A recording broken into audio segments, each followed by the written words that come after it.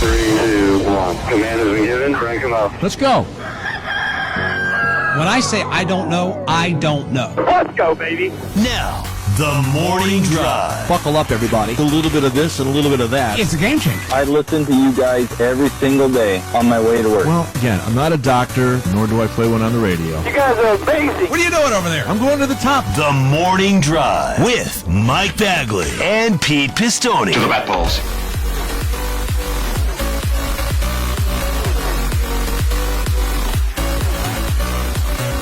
Sirius XM NASCAR Radio Channel 90 live and on the air for this Wednesday, April 5th, 2023. Mike Bagley here in Del Marvelous Studio 1D. We've got Pistol Pete Pistone in the Faison Palace in Chicago. Sammy and Davey are in Studio 134 of the Beltway Bureau in our nation's capital. We welcome each and every one of you to this Wednesday morning, and happy hump day to you, Triple P. Good morning, Bagman. Good morning, everybody. Happy Wednesday to one and all. Halfway home on the work week here on TMD, closer to the Easter weekend, closer to the Bristol dirt racing weekend, and closer to like 80 degrees here, Baggy. We're going to finally get some warm weather here. More storms again. Man, another rough night. Got some storms coming through here this morning. Yesterday afternoon, I was doing the show on the Big Ten channel. The Faison Palace was under attack. That's how much was happening out here. Yeah, we just had bad storms, and thankfully nothing too severe. But once this pushes through, the long-range forecast, 80 degrees here in Chicago for a couple of days next week. I'll take that. Absolutely. Wow, that's awesome. It's great. What about you? We're in a similar situation. Well, first of all, we got pea soup outside. Can't see across the street. Got a lot of fog this morning. It was 77 yesterday. Mm-hmm. We're going to 82 today. Could hit 85 tomorrow. Going to cool down a little bit. Of course, I'm gone all next week. And then when I get back, we're in the mid-70s. So it looks like we may be distancing ourselves from the winter's wrath. Now, granted, there are times throughout history where we have had snow in April, but from the way it looks, if that's going to come, it's coming at the end of the month. The next 2 weeks look pretty good around here. Good. That's great. Very good. Busy day yesterday, as I said. Did a couple shows, wrote the power rankings, had a Zoom meeting, went over and saw my mom, visited her for a little while. Before I knew it, came back here and just kind of chilled. Michelle went and met her friend, Elizabeth, who they were childhood friends. They are still childhood friends, right? And so they don't get to see each other that often. So they went out last night for a little dinner and probably a glass of wine or two. I don't know. And so I had the Faison Palace to myself. And I think I squandered the opportunity because I really didn't do anything. I really didn't do anything. Just kind of sat around. I don't know. I was kind of tired. Just kind of laid around, watched some baseball. That was kind of it. Before you knew it was 9:30. I shut it down. That's how fast the night went. I do that sometimes when Tori goes out with friends and stuff. I have like this big idea of like, oh, I'm going to do this. I'm going to do this. And then it's like, oh, I just wind up just like sitting around doing nothing, watching like, you know, some Star Wars show or movie for like the 10th time or something like that. You know what I mean? Like it's I don't watch anything. Oh, I'm going to watch this show that Tori doesn't want to watch. And then I don't watch it for some reason. So, which is Severance for me. I haven't watched Severance yet, which I need to. I know. Oh yeah, it's really good. It's really good. You like it. It's like we watched the first episode. She's like, I got no idea what's going on. And I was like, this is exactly what I like to watch. So, Well, I didn't know. I hadn't looked for it, but I didn't know if I had HBO Max or not. Come to find out, I do. So last night, I watched the first episode of Abbott Elementary. And first one? The very first one? The very first one. I'm not seeing any of them. So I'm going to try to go back and get caught up because I saw where Taraji B. Henson is going to be on. Cookie is going to be on Abbott Elementary coming up. They're super easy to watch because it's one of those 30 minutes. 21 minutes. Yeah. And I mean, they're palatable. It's like, it also, they don't like, it's not every like episode is about like, it's obviously like a Philly public school and like, but like not every episode is about like fixing the school system and stuff like that. They have like funny thing. It's a comedy. So like funny stuff actually happens. And all the characters, I think, the principal Ava is like probably is going to go down pretty soon as one of my favorite television characters of all time because she's just a horrible person, but she's so funny. She's just so funny. But she kind of isn't a horrible person towards the end. Yeah. Well, but then you see her on that actress on other things, and she's like a completely different person. Yes. It's so very weird. Very weird. I forget her name, but she's very good. Well, a couple of my observations, and I'm still learning the characters' names. So the principal comes whisking in. Rugs were an issue because one of the kids peed on one of the rugs, and then Yes. it's like. Yeah, then you had the veteran school teacher who basically looks at the new school teachers, be like, "Child, please, okay, we've already been through all this 30 years ago," and so to get that going, and it was actually pretty funny. So I could see myself rattling through some of those, and probably will dial that in and check that out. And their sense of humor is kind of like mine; it's very dry, very dry, and then they do just enough of the looking at the camera thing. Yes, where they brought in the guy from. Everybody loves Chris. Everybody hates Chris. Hates Chris. Yes, they love Raymond. So they don't like Chris. Yes, they brought him in at the very end, and it was just very funny. It's a good it was show. something to take the mind off things. I do have something I would like to offer up to the group here this morning, and to all of you listening out there in Sirius XM NASCAR Radio. That doesn't happen a lot. No, Bagman. So the floor is yours. I have this. I think if we all take a trip through Facebook Reels or Instagram Reels. You get flicking, and then you keep going and digging. Like hours will go by for me, and I'm still watching videos. I get so wrapped up. That's not good. In my collection, there are Amazon home cleaning hacks number 25, or cooking hacks number 28, or whatever it is. Doing it for Davey. So I found one that I had not put into practical exercise, but I did last night, and it worked. How many of us boil noodles? Is there another way to make them? If that doesn't make the week that was, nothing will. Some like eating them raw, but raw. I'm saying, Who eats if noodles? you Who boil- eats raw noodles?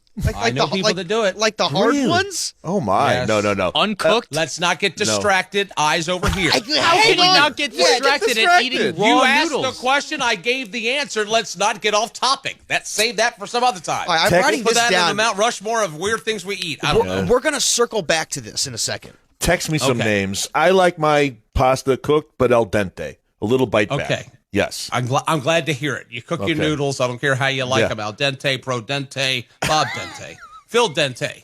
How you doing, Phil?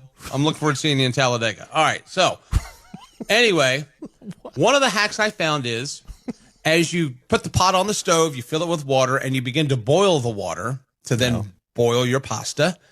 Take a paper towel, pour olive oil on it, and rub the top of your pot with the olive oil, a little on the inside and then across the top of it. It prevents the water from boiling over onto the stove. How many times have we boiled noodles and it ends up going up and then all over the stove? I'll do you one better. There's Never. also another similar hack. If you put a wooden spoon and just lay it flat on top of the pot, water will not boil over it. So basically, that's Davey version of you think it's cold there. Well, here in Saskatoon, it's minus 85. Or just feel That's free what to that was use right your there. eyes and make sure that the pot doesn't boil over. Or you don't have to boil the Sometimes- noodles. You can just eat them raw. Sometimes it happens. I'm just saying I found a hack. God, I hate you guys. I found a hack that to prevent that from happening. If you just do this one swab around the top of the pot, it doesn't take place. What does the oil? Do you know what? I don't know what it the does. oil It stops it from boiling over. I don't know what's going on in there. Maybe I should But I'm rub myself in captivated by oil to make sure that I don't boil over at some point. I might just do it right now. it. Okay. I thought I was offering up something good. All right, go ahead. No, Next. it wasn't bad. It's a good cooking hack.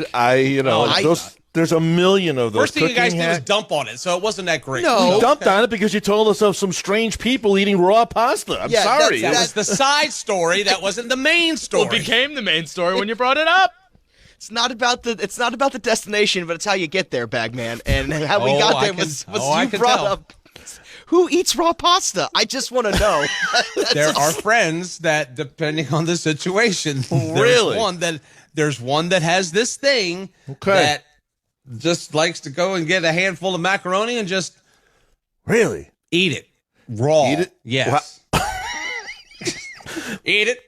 Coming up next on My Strange Addiction. I want to reconsider your friends there. Do you remember those? Do you remember those episodes of Maury where it'd be like, "Oh, I'm addicted to eating the cushion of couches," Yes. and this lady would just It's sit a there show. and eat couch. Oh, I watched one It's a where this show. lady was addicted to eating toilet paper. She said she had like half a roll a day. I had a lady drinking gasoline on the one that I saw. She would pour gas in a. that- I'm not. She poured gas in The a one little that- shot glass and down it went. Ooh. The one that I saw had a lady that was consumed by eating cigarette ashes. Saw that one too. She took the butts out of the thing, and there you go. How about the Next ones? time. How about the ones that they would make the people conquer their fears, and he would be like, "All right, let's bring out the olives," and like this lady would have like a fear of olives, and they would carry out like a jar of olives, and the lady would run, and like run away and stuff like that. They would make people with like severe phobias conquer their phobia.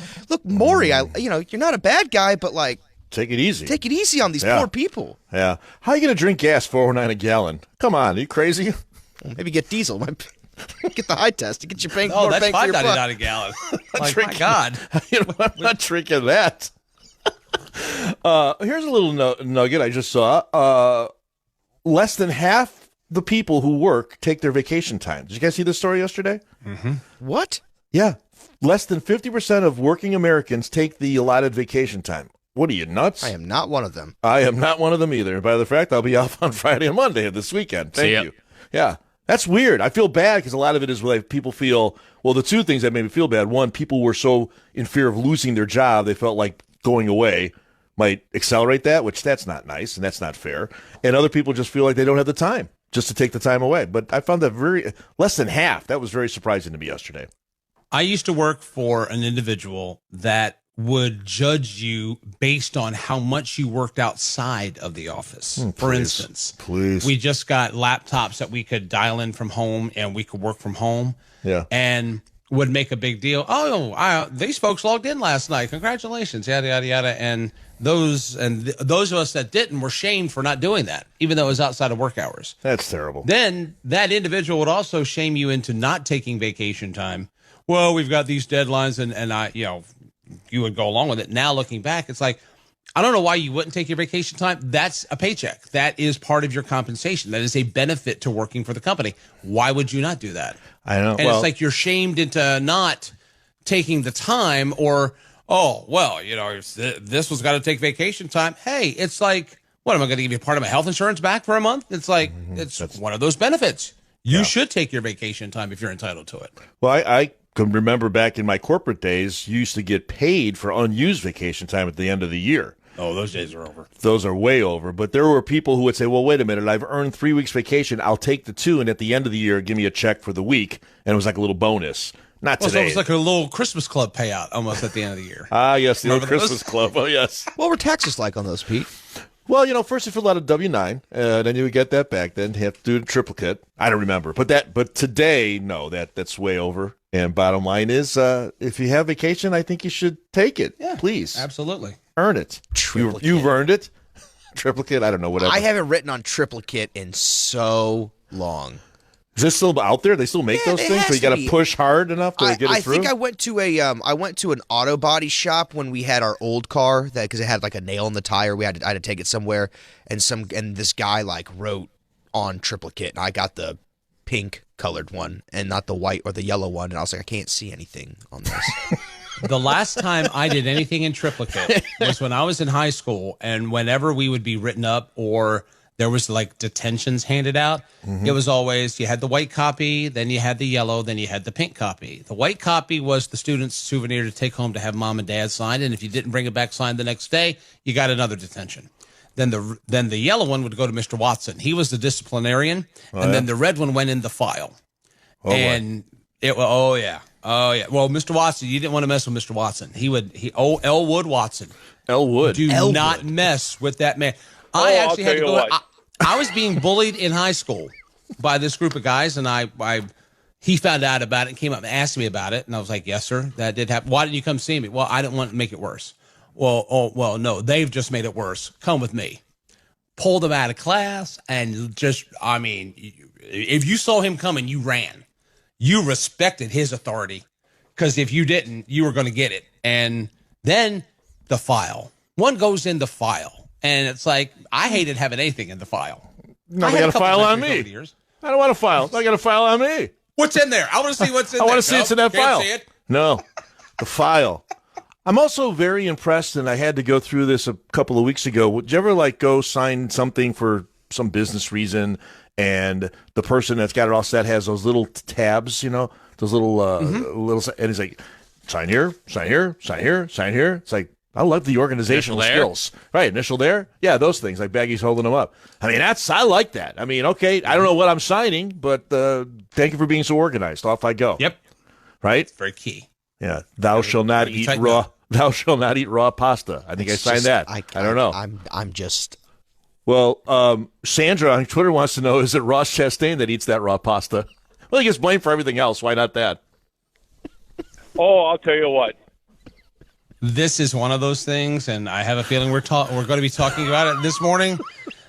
This is one of those things where I just have to roll my eyes. It's like, oh, God, here we go. No matter what the guy does, he gets blamed for it. No doubt. Well, like I said yesterday, it must have been a good race at Richmond because everybody's preoccupied with everything else right now. Well, sometimes this dumb hashtag. You reap what you sow sometimes. So he's sowing a lot of reap. Wait, what? Easy there. Huh? Easy? Someone else is sowing a lot of. Never mind. Let's just get out of that this. was. Here we go. Coming out. Bottom of the hour. Headline check number 1. Pistol Pete will roll out the power rankings. We'll chat about them. Also, coming up at the top of the hour, good run over the weekend for Kaz Grala in the NASCAR Xfinity Series race at Richmond. We'll chat with Kaz. He'll join us at 8 a.m. Eastern. Coming up at around 8:40 Eastern this morning, we will visit with Kyle Larson, your race winner Sunday from Richmond. We'll talk to the driver of the number 5, HendrickCars.com, Hendrick Motorsports Chevrolet. We'll have a TMD 6-pack for you mid-show, 9 a.m. Eastern. We'll also have the calendar at 9:45. And we'll be joined by the Xfinity Series winner. Chandler Smith will join us at 10:30 a.m. in the East. It's a day of chatting with winners right here on your home for NASCAR. So glad you're with us here on this Wednesday morning, April 5th, 2023. TMD brought to you in part by our friends at Boot Barn. Boot Barn, proud supporters of the West.